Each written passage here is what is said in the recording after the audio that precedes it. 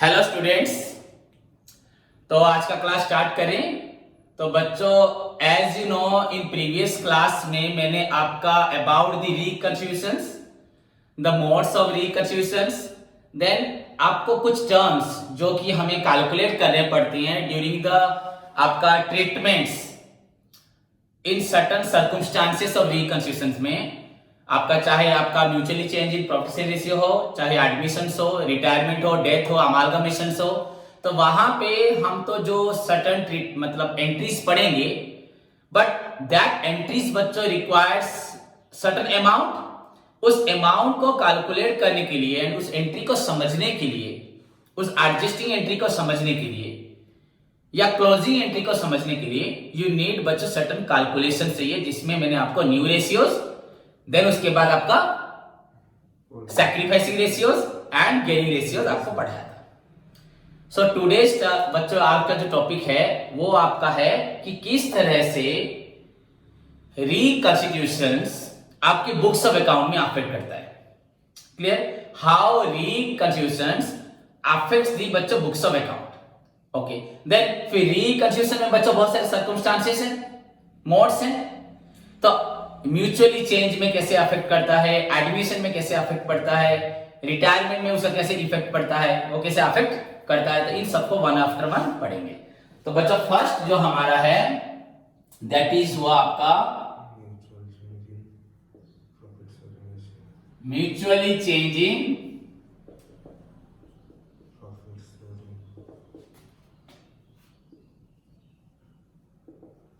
Profit sharing. जब mutually change करते हैं बच्चों वो अपने प्रॉफिट शेयरिंग रेशियोज। ओके, मान के चलो बच्चों हम लोग दो पार्टनर थे, मैं थोड़ा सा एक बार रिवाइज कर देता हूं 2 मिनट के लिए। ओके, जिनका रेशियोज था बच्चों 6:4। Clear? That mean the profit part का 6 पार्ट लेगा ए एंड 4 पार्ट लेगा B. That means out of total 10 A को दिया जाएगा 6 एंड बच्चों बी को मिलेगा 10। If they decide 4 and if they decide बच्चों इस शेयरिंग प्रॉफिट रेशियो को अगर वो चेंज करते हैं, इक्वली कर देते हैं, आप 1:1 बोले या 5:5 बोले, तो बच्चों डेफिनेटली एक को लूज करना पड़ रहा था, हमने देखा था। अगर हम यहां से बच्चों 5/10 माइनस करते हैं दोनों से, तो वी विल गेट बच्चों यहाँ पे 1/10, यहाँ पे माइनस 1/10। सभी को याद है ए प्लस 1/10 और एक क्या है माइनस 1/10। सो दिस इंडिकेट्स बच्चों आपका प्रीवियसली ज्यादा था, अभी कम है, दैट्स ये प्लस में निकल रहा है। तो दैट मींस इसका मतलब क्या है, ये सैक्रिफाइस कर रहा है, ये गेन कर रहा है। ओके, तो हमने इसको निकाल तो लिया। This is known as the ratio at which the partner share their profit before the reconstitutions. It is बच्चों ये क्या है आपका, this is the ratio at which the partners बच्चों decide to change their profit after reconstitutions. This one is your sacrificing ratio and this one is your gaining ratio. Okay. Now जो आज का topic है बच्चों mutually change in profit share ratio, इसमें हम लोग को पढ़ने को मिलेगा कि किस तरह से mutually change in profit share ratio में पार्टनरशिप की जो अकाउंट्स होते हैं उन पे इफेक्ट पड़ता है। ओके, किस तरह से इफेक्ट पड़ेगा बच्चों देखते हैं। यहां पे पहले अगर मैं लिखता हूं the following are the cases where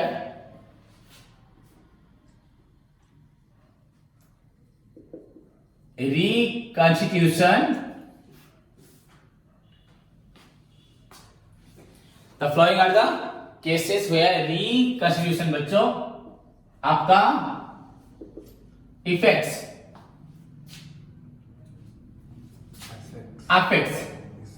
हुआ, has लिखते इफेक्ट होता, but affects बच्चों the books of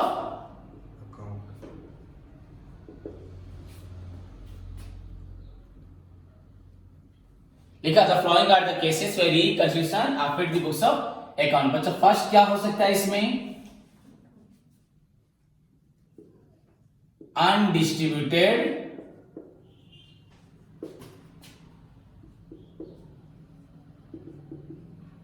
profit and results, undistributed profit and result. उसके बाद बच्चों undistributed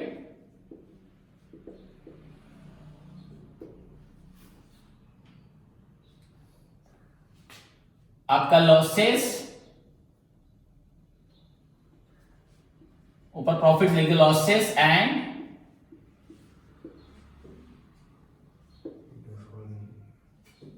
deferred revenue expenditure. Third आप लोग लिख सकते हैं revaluation of assets and liabilities। Fourth बच्चों गुडविल। फिफ्थ बच्चों आपका joint life policies.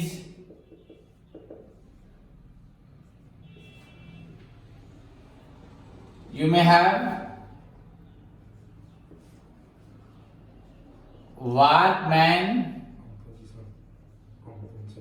Compensation fund, workman compensation fund.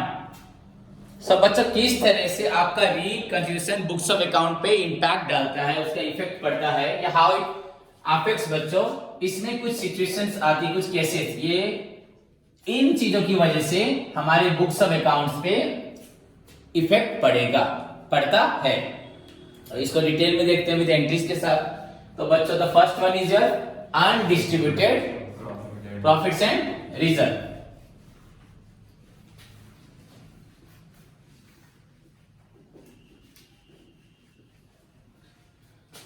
The first point is your undistributed profit and result.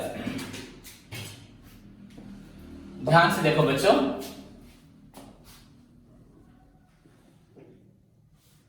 if there is any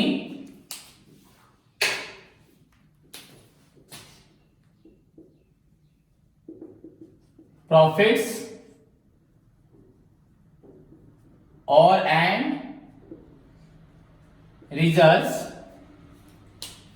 if there is any profits or and results, बच्चों profit हो या होता है, lies in the farm in time of reconciliation।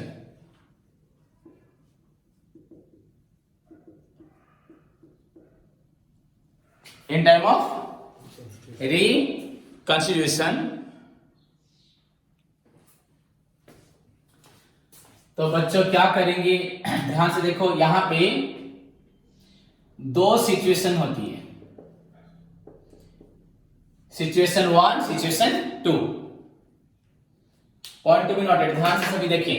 Suppose बच्चों A and B दो partner थे, उनका profit से रेशियो था 6:4, जिसको वो कल से मान के चलो बोलो डिसाइड किया कि हम लोग क्या करें 1:1। ठीक है, तो रिकंस्टिट्यूशन होने जा रहा है, आपका रिकंस्टिट्यूशन हो रहा है, एग्रीमेंट चेंज हो रहा है। बच्चों इसी समय पे क्या होता है, सपोज फार्म के पास ऑलरेडी कुछ प्रॉफिट पड़ा है जिसको उन्होंने अभी तक उठाया नहीं है, कुछ रिजर्व्स है जिसको उन्होंने अभी तक रखा हुआ है फ्यूचर कंटीजेंसी को मीट करने के लिए। तो मान के चलो बच्चों, सपोज मेरे पास 10,000 क्या है, प्रॉफिट है, जिसको हमने अभी तक लिया नहीं है। एंड बच्चों 20,000 हमारे पास क्या है, रिजर्व है। तो ये आपका प्रॉफिट हुआ, ये आपका रिजर्व हुआ। Okay, what about this profit बच्चों, इस प्रॉफिट में क्या है, इसमें 6 है, ए का, बी का है 4, इसमें ए का है बच्चों का 6, इसमें 4। दैट मींस अगर इसमें देखा जाए 6,000 ए का है, बी का 4,000, एंड बच्चों इसमें ए का है 12,000, बी का है 8,000। समझ में आया कि ओके। कल से क्या होगा बच्चों, जब इक्वल बन जाएंगे 30,000 में ए का हो जाएगा 15, बी का हो जाएगा 15। Whereas एक्चुअली ये कितना है, ए का है 18, बी का है 12, कल से ये होगा 15,000। तो नुकसान किसको हुआ, ए को नुकसान हुआ ना। कल से बच्चों हम लोग बिजनेस करेंगे, हमें जो प्रॉफिट या लॉस होगा, गेन होगा, जो भी एक्टिविटीज होगी उसको हम लोग डिस्ट्रीब्यूट करेंगे इक्वली, नो डाउट। बट आज तक हमने जो किया था उसमें मेरा हिस्सा ज्यादा था, तेरा हिस्सा कम था, हाँ या नहीं? तो उस हिस्से का हम लोग क्या करेंगे, मेरी बात समझ में आ रहा है? तो अब इसके लिए एडजस्टमेंट्स होगा या कुछ एंट्रीज होगा। आइदर हम लोग क्या कर सकते हैं बच्चों, मैंने यहाँ पे आपको सिचुएशन दो लिखा है, सिचुएशन 1 एंड 2 बोला मैंने, हेडिंग कर दिया if there is any profit और एंड रिजर्व, मतलब प्रॉफिट भी हो सकता है, रिजर्व भी हो सकता है, दोनों भी हो सकते हैं, लाइज इन द फर्म। तो अब हम क्या करेंगे, आइदर क्या होगा, ए क्या करेगा, अपना 18,000 ले जाएगा, बी अपना 12,000 ले जाएगा, नो प्रॉब्लम। कल से जो प्रॉफिट होगा उसको हम लोग इक्वली शेयर करेंगे। कल से जो पैसा रखेंगे रिजर्व बैंक में, रिजर्व बैंक नहीं बोला, बैंक में जो रिजर्व रखेंगे उसको या कहीं पे भी रिजर्व रखेंगे उसको हम लोग इक्वली शेयर करेंगे, नो प्रॉब्लम। बट आज तक जो किया था उसमें मेरा कंट्रीब्यूशन ज्यादा था, तेरा कंट्रीब्यूशन कम था। समझ में आया कि नहीं? क्लियर? ठीक है। तो अभी यहां पे सिचुएशन 1 क्या है, सिचुएशन 2 क्या है?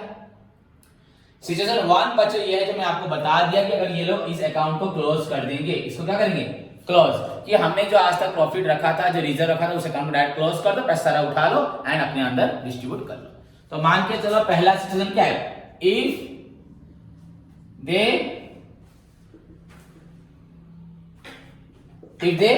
डिसाइड टू, क्या लिखेंगे बोलो, close their profit and loss account, और क्या था बच्चों, एंड बोलो,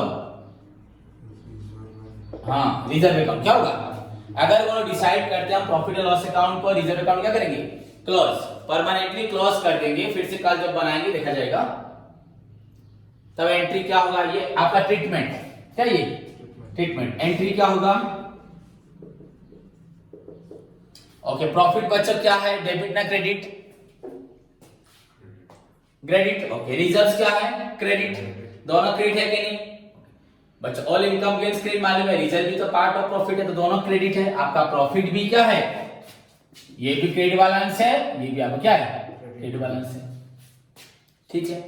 अगर जब हम इसको क्लोज करते हैं तो ये क्या हो जाएगा, डेबिट, प्रॉफिट अकाउंट क्या हो जाएगा, क्लोज, बंद, जितना प्रॉफिट था डेबिट में आ जाएगा, प्रॉफिट क्या हो जाएगा, कैंसिल। तो ओके, तो अब प्रॉफिट अकाउंट कहां जाएगा, डेबिट में ना, तो entry will B profit and loss. देखो जर्नल एंट्री क्या करती है, हमें अकाउंट क्लोज करना है किसी को थ्रू एंट्री, किसी को कैंसिल करना है, ऐड करना है थ्रू एंट्री, मतलब जर्नल लेजर में हम प्लस माइनस करते हैं, इसी इसको मैथमेटिक्स बोलते हैं ना, अकाउंटिंग के मैथ है, जहां पे हम लोग नॉर्मल मैथ में प्लस माइनस इंटू डिवीजन नहीं करते, एंट्री के थ्रू सब करते हैं, अपने आप उसका अमाउंट कैंसिल हो जाएगा, विड्रॉ हो जाएगा, खत्म हो जाएगा। तो profit and loss account debited, कितना अमाउंट है प्रॉफिट लॉस अकाउंट का, 10,000 मान के चलो, तुम लोग लिखना मत, बस डेबिट लिखना, ओके। तो profit and loss account debited. Then और क्या था, reserve account reserve account debited, कितना था ये, 20,000 हो गया। इस दोनों अमाउंट कौन ले जाएगा, पार्टनर, ओके, वो लेके क्या करें, अपने घर ले जाएंगे, मैं भी, या अपने बिजनेस में रखेंगे, मुझे लगता है कि बिजनेस में रखना चाहिए ना, घर ले जाएंगे, बिजनेस में बच्चों अपने बिजनेस में ही रखेंगे, तो बिजनेस में उनका हिस्सा क्या हो जाएगा, बढ़ जाएगा। अपने घर के लिए उनको ड्राइंग्स चाहिए, क्या चाहिए, जो भी लेते हैं in the form of drawings, समझ में आया? तो इस पैसे को वो लोग ले जाएंगे, तो कौन लेगा बच्चों, A capital account, B capital account. तो ए और बी का क्या है, ओल्ड पार्टनर, क्या है बोलो, टू ओल्ड पार्टनर्स कैपिटल और करेंट अकाउंट। अगर वो लोग फिक्स कैपिटल मेंटेन कर रहे हैं तो ये एडजस्टमेंट सब कहां जाएगा? करंट अकाउंट में। अगर फ्लक्चुएटिंग कर रहे हैं सिंपली कैपिटल अकाउंट। क्या फ्लक्चुएटिंग को फ्लक्चुएटिंग हम बोल लिखते हुए फ्लक्चुएट लिखना नहीं है, या फिक्स्ड में फिक्स्ड नहीं लिखना है। अगर फिक्स्ड होगा तो तुमको लिखना है बस करेंट, अगर फ्लक्चुएटिंग होगा तो लिखना क्या? Capital account. So all partners capital account हो गया। यहां क्या लिखोगे बच्चों? ये एक बार में तो नहीं होगा, दो एंट्रीज होगा। A capital account 80,000, B capital account. Okay मुझे आप बताओ, यहाँ पे ए का लिखूंगा बच्चों क्या मैं 18, बी का लिखूंगा 12, ये कौन से रेशियो में हो रहा है? कौन से रेशियो में हो रहा है? Old ratio. Okay very good. तो दिस इज बच्चों इन ओल्ड रेशियो। हम जो डिस्ट्रीब्यूट करेंगे हमारे पास, तो हमें ओल्ड रेशियो की जरूरत है यहाँ पे। ये कौन सी एंट्री है? Being profit and loss and बच्चों रिजर्व अकाउंट। अब क्या हुआ? क्लोज्ड। क्या हो गया? हमारे पास जो प्रीवियस अकाउंट्स था वो पूरी तरह से क्या हो गया? क्लोज हो गया, खत्म। Very simple. नाउ सी बच्चों देखो सभी, सिचुएशन 2। सिचुएशन 1 में मैंने क्या किया? हमारे पास जो भी प्रॉफिट था, जो भी रिजर्व था, उसको हम लोगों ने क्या किया? डिस्ट्रीब्यूट कर लिया। बट बच्चों ऐसा जरूरी है? हमने रिजर्व क्यों रखा था? अपने फ्यूचर में कॉन्टिजेंसी को मीट करने के लिए। सबको मालूम है रिजर्व क्या है, प्रोविजंस क्या है, सबको मालूम है। रिजर्व होता है फ्यूचर में कोई भी लायबिलिटी होगा, कोई भी लायबिलिटी, हाँ, जिसके बारे में हमें पहले लायबिलिटी होगा जरूर बट स्पेसिफिक नहीं है, अननोन लायबिलिटी। क्या? तो उसके लिए पैसा जो रखते हैं उसे बोलते हैं reserve. Every year a part of profit which is kept aside to meet any unknown liability। क्या? unknown liability। पर अगर मुझे मालूम है कि मुझे वो मशीन खरीदना है, वो खराब हो जाएगा, उसके लिए पैसा रखना है, तो वो भी पैसा रख रहे हैं, तो उसको बोलेंगे प्रोविजन। क्या बोलेंगे? A part of profit which is kept aside to meet any क्या? Non liability. क्या? नॉन, जो हमें मालूम है ऐसा होगा, तो उसके लिए होता है प्रोविजन। सो एनीवे बच्चों, हमने रिजर्व किस लिए रखा था? फ्यूचर के लिए रखा था। हम लोगों ने, पार्टनर्स ने म्यूचुअली डिसाइड किया कि प्रॉफिट चेंज करेंगे, बट ऐसा जरूरी तो नहीं है। हमने आज तक जो सेविंग्स रखा था फार्म को इंप्रूव करेंगे, उसको उठा के ले जाएंगे, कुछ जरूरी है क्या? मैं भी ले सकते हो। ओके सारा ले जाओ, कल सुबह जरूरत होगा पैसा, अगर एक्स्ट्रा कुछ रिक्वायरमेंट आ जाए तो क्या करो? फिर अपने हाथ से देना पड़ेगा या फिर प्रॉब्लम होगा। तो हम लोगों ने एक ऑप्शन मान के चला कि मैं 18 ले जाऊं तो 12 ले जाओ। ये हुआ सिचुएशन आपका 1। अब मैं और एक ऑप्शन बोलता हूं। अब पहले देखो क्या प्रॉब्लम है, एक्चुअली कल सुबह क्या प्रॉब्लम होने वाला है। प्रॉब्लम यह है कि इसको मिलेगा 15, इसको मिलेगा 15। समझ में आया कि नहीं? तो हाउ डज बच्चों इट अफेक्ट्स आपका, कैसे इफेक्ट करता है? देखो आप लोग, इसका क्या हुआ? इफेक्ट कैसे पड़ता है इन लोगों के ऊपर? हाँ, इसका इफेक्ट पड़ा, इसका 3000 कम हो रहा है, इसका 3000 ज्यादा। बस यही प्रॉब्लम है एंड कुछ भी नहीं है। कुछ सिर्फ 3000 कम, यहां 3000 ज्यादा, यही प्रॉब्लम है ना। अगर बच्चों ये, इसका मतलब ये क्या कर रहा है? गेनिंग, ये सैक्रिफाइसर हो रहा है, ये गेनर हो रहा है। अगर ये गेनर इसको 3000 रुपीज दे दे आज, तो ये कल क्या बोलेगा? ठीक है भैया, मेरा ही 15,000, तेरा ही 15,000, नो प्रॉब्लम। सो यहां पे अकाउंट्स तो क्लोज नहीं करना पड़ा। वो 30,000 अपनी जगह रहा, तुमने अपने हिसाब, अपने पास से, अपने कैपिटल से मुझे क्या दे दिया? ओनली 3000। आपका कैपिटल क्या हुआ? फार्म में 3000 कम हो गया, मेरा 3000 ज्यादा हो गया। एंड जो प्रॉफिट था, जो रिजर्व था, उसमें कोई भी हमने टच नहीं किया, मैंने अनटच होकर रह गया, कोई प्रॉब्लम नहीं। ठीक है कि नहीं है? जस्ट हमने कौन सी एंट्री पास की? Adjusting entry. क्या एडजस्टिंग? वो वाला एंट्री क्या था? Closing entry. Okay, most of the time in your +2 session में भी आपको क्वेश्चन आता था, what do you mean by opening entry, what do you mean by closing entry, what do you mean by adjusting entry. बच्चे लिख नहीं पाते, तो क्या मीनिंग तो हो रहा है ना। अगर एक अकाउंट को क्लोज करना है, उस टाइम पे जो एंट्री पास करते हैं to close that account, that is known as. अगर एग्जाम में आ जाए what is closing entry, given example, ये लिख देना। किसका एग्जांपल? अभी जो मैंने लिखवाया था। हाँ, प्रॉफिट एंड लॉस अकाउंट कैसे क्लोज होता है, रिजर्व अकाउंट कैसे क्लोज होता है, एंट्री देना। Reserve account debited to partners capital account. Adjusting entry क्या है? अगर वो लोग क्लोज ना करके उसका जो इफेक्ट हो रहा था, हाँ, किस तरह से फार्म के ऊपर वो अफेक्ट कर रहा था, उसका इफेक्ट क्या था, किसके ऊपर?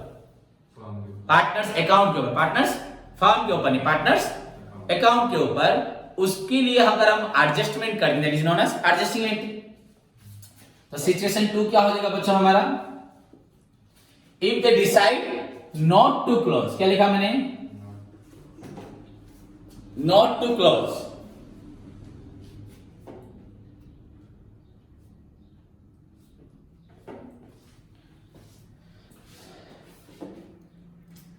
देखिए बच्चों, नॉट टू क्लोज का मतलब क्या? यहां पे अकाउंट क्लोज नहीं होगा, बस ये इशू क्या करेगा? 3000 देगा। कहां से देगा? कैपिटल से, अपने हिस्से से क्या दे देगा? 3000। ओके, तो किसका लूज हुआ? अब लूज बी का हो रहा है। तो बी कौन है? गेनर ना लूजर? बी कौन है? गेनर। बी कौन है? रिकंस्ट्रक्शन में बी का नाम क्या है? बी का पोजीशन क्या है? गेनर। तो गेनर दे रहा है ना। ओके, कैपिटल अकाउंट कौन सा बैलेंस है? Credit balance. कैपिटल में से क्या होता है? क्रेडिट। अभी कैपिटल कमेगा ना बढ़ेगा? किसका कमेगा? तो बी का कैपिटल क्या हो जाएगा?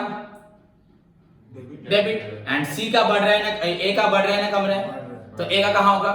नेचुरली कैपिटल क्या होता है? क्रेडिट होता है। हुआ कि नहीं हुआ? तो अभी यहां पे एंट्री कैसे लिखोगे? बी कैपिटल अकाउंट लिखेंगे, 2 लिखेंगे। हाँ, रियल सेंस में वही होगा, पर अभी हम लोग सिखा रहे क्या लिखेंगे? तो गेनर देगा तो gaining partners capital account debited. जितने भी गेनर होंगे, सबको 2-3 गेनर है, तो वो लोग डेबिट होंगे और लूजर को पैसा देंगे। तो entry will be gaining partners capital account debited to,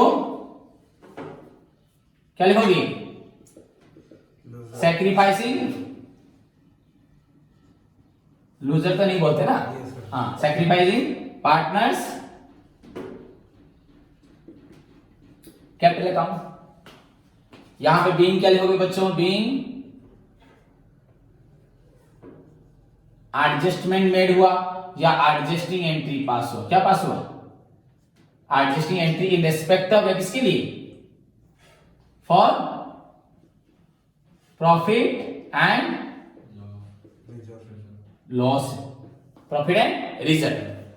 profit के लिए जो अकाउंट बनाया जाता है वो profit and loss account. Loss के लिए जो अकाउंट होगा वो भी प्रॉफिट एंड लॉस अकाउंट। ऐसे कोई प्रॉफिट अकाउंट या लॉस अकाउंट नहीं होता।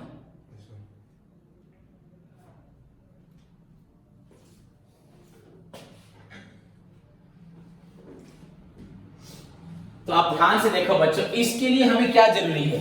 इसके लिए यहां पे क्वेश्चन इजी था, सिंपल सा था, मैंने आपको बता दिया बच्चों। बी ए को क्या देगा? 3000। तो प्रॉब्लम क्या हो जाएगा? सॉल्व हो जाएगा। यहां पे हो जाएगा 3000, यहां पे होगा 3000। एक्चुअली 3000 अमाउंट को एक टर्म में दो। 3000 क्या है इसके लिए? कल से 3000 गेन कर रहा है, तो ये गेनिंग रेशियो क्या है? ये हाँ नहीं, इसका 3000 क्या है? एंड मैंने आपको पहले बता चुका, always gaining ratio is equal to gaining ratio is equal to क्या होगा?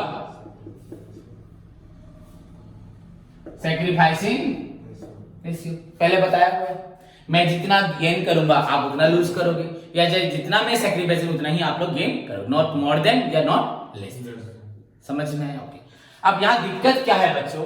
कौन कितना सैक्रिफाइस अगर आपको हिसाब करना होता है, यहाँ पे 4-5 पैटर्न होते तो निकाल पाते? क्यों निकाल पाओगे? वेरी सिंपल है, मैं तो बता दी। यहाँ पे कौन सा अमाउंट आएगा? गेनिंग। ये क्या है? सैक्रिफाइस। जब आप ए बी को जब हम माइनस करे थे यहाँ पे 5/10, 5/10 हमें क्या मिला था? यहाँ पे 1/10 मिला था। तो हमारा ये गेनिंग रेशियो क्या है? गेनिंग रेशियो क्या है? 1/10। सैक्रिफाइस क्या है कि नहीं? और ये है सैक्रिफाइस, ये है गेन। 1/10 है कि नहीं? है, दोनों तो इक्वल है ना, दो ही पार्टनर थे। तो वैसे तो 4-5 में 4-5 का निकल जाएगा। तो हमें जस्ट क्या देखना है? यहाँ पे टोटल अमाउंट क्या था? 30,000 था ना। 30,000 का 1/10 व्हाट विल द रिजल्ट? बोलो 3000। बस काम खत्म। सिंपली यू कैन राइट 3000 हो गया। हाँ या नहीं? तो यहाँ पे सबसे ज्यादा इंपॉर्टेंट क्या हुआ? रेशियो। अगर हमें रेशियो नहीं मालूम होता तो हम लोग हिसाब करते रहते। सोचो कौन कितना दे रहा है, कौन कितना दे रहा है। दो पार्टनर भी इजी लग रहा है, अमाउंट भी सिंपल था, जब कॉम्प्लिकेटेड अमाउंट होता है या नहीं। सो यू जस्ट नीड बच्चों आपका एंट्री एंड क्या चाहिए हमें, रेशियो। अगर हमें मालूम है गेनिंग रेशियो क्या है, सैक्रिफाइस रेशियो क्या है, 5 पार्टनर है, 5 में से 3 को बच्चों गेन हो रहा है और 2 को बच्चों सैक्रिफाइस करना पड़ रहा है, no problem. S capital account, B capital account, C capital account to D capital account to E capital account. कोई जरूरी नहीं है सीरियली ऐसे होगा। एस कैपिटल अकाउंट गेनर है, सी गेनर हो सकता है, बी लूजर भी हो सकता है। अमाउंट कैसे लिखना है, इनका जो रेशियो निकलेगा गेनिंग का गेनिंग में, सैक्रिफाइसिंग में। एंड देख लेना बच्चों इन पांचों में से अगर 3 को गेन 2 को सैक्रिफाइस होता है, इनका 3 गेन को प्लस करने से इक्वल क्या देगा, सैक्रिफाइस। तो डेबिट इक्वल टू क्या देगा, समझ में आया। सो दिस इज बच्चों the treatment for undistributed profit and reserve. अगर हमारे पास कुछ प्रॉफिट या कुछ रिजर्व पड़ा होगा इन टाइम ऑफ रिकंस्ट्रक्शन, तो हम कैसे करेंगे, ठीक है। Okay, the one more thing, the same thing बच्चों आपको तुरंत बता दूं तो यहां पे 2 सिचुएशन क्यों ही मालूम पड़ा ना। What are the 2 cases, one case where partner decide to close the account, तो closing entry will be passed. Another case where partner decide to just adjust, अपने अंदर क्या करेंगे, एडजस्टमेंट करेंगे। So they need to pass adjusting entry, क्या करेंगे, adjusting entry. But adjusting entry के लिए हमेशा हमें क्या चाहिए, रेशियो, सैक्रिफाइसिंग एंड गेनिंग, तो इसलिए तो पढ़ रहे थे, समझ में आया।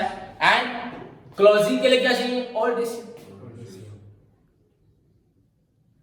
कोई न्यू एंट्री पास होगा उसमें कौन सा रेशियो होगा, न्यू रेशियो। वो तो अभी तक नहीं है, अभी तो हम लोग किस में है, रिकंस्ट्रक्शन में। किस में है, रिकंस्ट्रक्शन। बाद से जो अकाउंट्स होंगे सब किस में होंगे, न्यू रेशियो।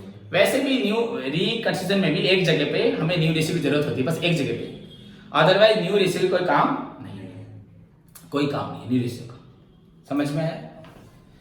जैसे बच्चों ये अनडिस्ट्रीब्यूटेड प्रॉफिट था एंड क्या था, रिजर्व था। सिमिलरली बच्चों आपके पास क्या हो सकता है, अनडिस्ट्रीब्यूटेड लॉसेस। सपोज मैंने किसी का लॉस किया था, उसको पेमेंट नहीं किया था, एंड वैसे मान के चलो बच्चों कुछ पेमेंट्स मुझे करने थे, कुछ पेमेंट मुझे करने थे, ये वो वाला डेफर्ड एक्सपेंडिचर मत समझना, या कुछ पेमेंट मैंने को किसी को पेमेंट देना था, मैंने पेमेंट नहीं दिया था, हुआ। इधर देखो, सपोज मार्केट से हम लोगों ने लोन लिया है 10 लाख, इसमें ए का कंट्रीब्यूशन, ए को कितना रिटर्न करना है 6, बी को क्या करना है 4, हो गया। कल नहीं तो कल से क्या हो जाएगा बच्चों, ये बिफोर रिकंस्ट्रक्शन, आफ्टर रिकंस्ट्रक्शन क्या होगा, ये 5 लाख।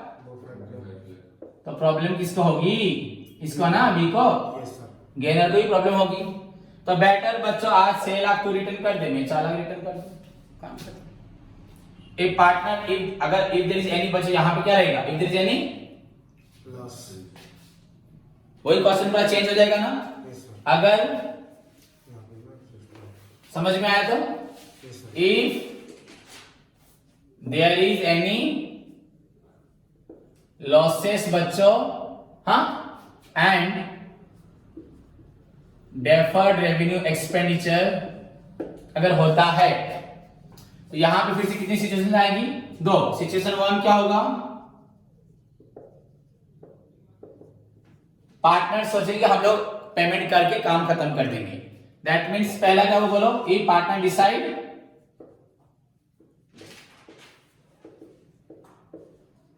बोलो to close which account, loss account and expenditure account, हो गया।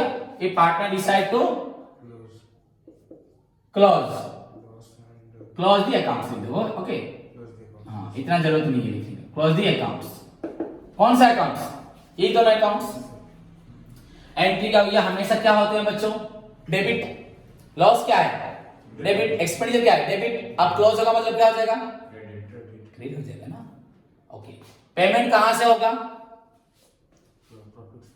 प्रॉफिट से कैसे होगा? कैपिटल से। प्रॉफिट कब निकलता है मुझे? At the end of the year में। अभी तुम्हें कैसे मालूम तुम्हारे फार्मा प्रॉफिट क्या है? अपने अपने कैपिटल से। कहां से पेमेंट करोगे?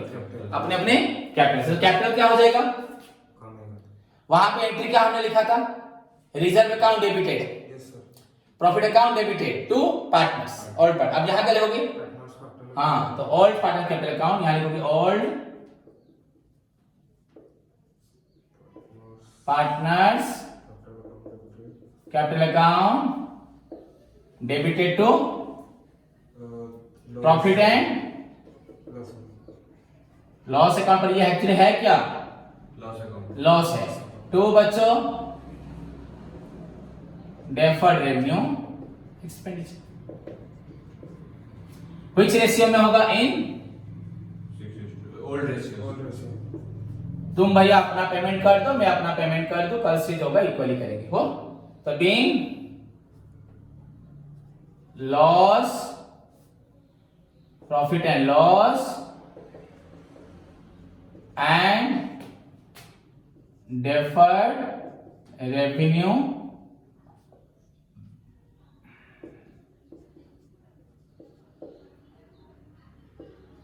अकाउंट इस बच्चों क्या हो गया? क्लोज्ड। सिंपल। अब मान के चलो बच्चों, ये लोग बोलते हैं ऐसा कोई जरूरी है मुझे अगर मार्केट में किसी को पेमेंट देना है बच्चों 6 लाख एंड तुझे देना कितना? 4 लाख। हमारे पास तुरंत इतना पैसा होगा, तुरंत किसी को पेमेंट करने की जरूरत है क्या? अगर उसने हमें पीरियड ऑफ क्रेडिट दिया है 1 साल 2 साल, तो अभी तुरंत चुका के उसे क्या करेंगे? अपना फार्म कैपिटल क्या हो जाएगा? कम हो जाएगा। हम लोग रिकंस्ट्रक्शन कर रहे हैं, हमने लोन लिया, नया प्रोजेक्ट बनाया, हमने सोचा प्रोजेक्ट सब बन रहा है तो अपना रेशियो चेंज करें, क्या लोन को फिर से रिटर्न कर दोगे? तो प्रॉब्लम इसमें क्या है? कल से क्या होगा? इसको 1 लाख ज्यादा देना पड़ेगा। क्या देना पड़ेगा? क्योंकि यहाँ पे लोन हो जाएगा 5 लाख, इसका भी हो जाएगा 5 लाख। तो अगर बच्चों सिंपली ए अपने कैपिटल से बी को क्या दे दे तो प्रॉब्लम विल बी सॉल्व। तो what will be the situation 2? क्या होगा? Adjusting entry. क्या होगा? सिचुएशन 2 क्या होगा? Adjusting entry. मतलब if partner decide not to close,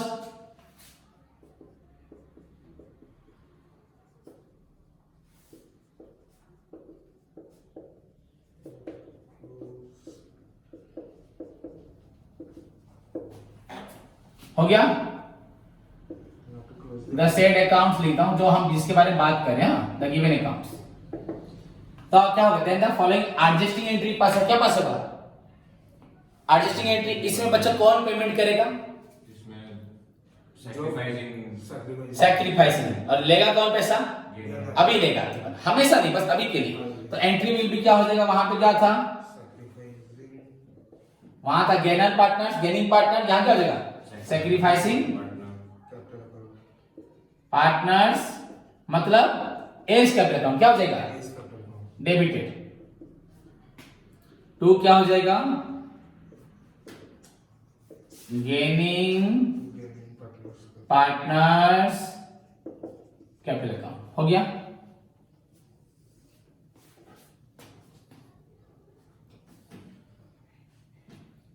खत्म। ये क्या कौन सा एडजस्टिंग एंट्री है? एडजस्टिंग एंट्री क्या है? बिन adjusting entry is passed. Amount क्या होगा बच्चों यहाँ पे? इन सैक्रिफाइस रेशियो में एंड इसका गेनिंग रेशियो। सिंपली आप देख लो कितना लोन था हमारे पास? 10 लाख। उसका 1/10 ना। हमारा रेशियो क्या था प्रीवियसली? 1/10 था ना प्रॉब्लम। तो 1/10 क्या हुआ? 1 लाख। तो मैं इसको 1 लाख दे दूंगा, उसको 1 लाख मिल जाएगा। क्लियर? समझ में आया? तो बच्चे इस तरह से हमने ये 2 पार्ट पढ़ा, जिस तरह जहां पे हमारे पास कोई भी प्रॉफिट, कोई भी रिजर्व, कोई भी लॉस या कुछ भी पेंडिंग होता है पेमेंट करना, तो आइदर उन पेमेंट को कर देंगे, प्रॉफिट को ले जाएंगे, रिजर्व को ले जाएंगे, लॉस को मीट कर देंगे, या कल से जो जिस पार्टनर के ऊपर जिस अमाउंट में इफेक्ट पड़ने वाला है तो उतना हम अपने अंदर एडजस्टमेंट्स कर लेंगे। तो हर जगह में बच्चों आपको क्या मिलता है? 2 सिचुएशंस। क्या मिलता है? 2 केस मिलता है। ठीक है? तो आप सबको समझ में आया? ठीक से क्लास को करो एंड बच्चों प्रीवियस पढ़ाई जो मैंने कंप्लीट की है पार्टनरशिप का, उसको रिवाइज करके नेक्स्ट क्लास में आओ। Thank you.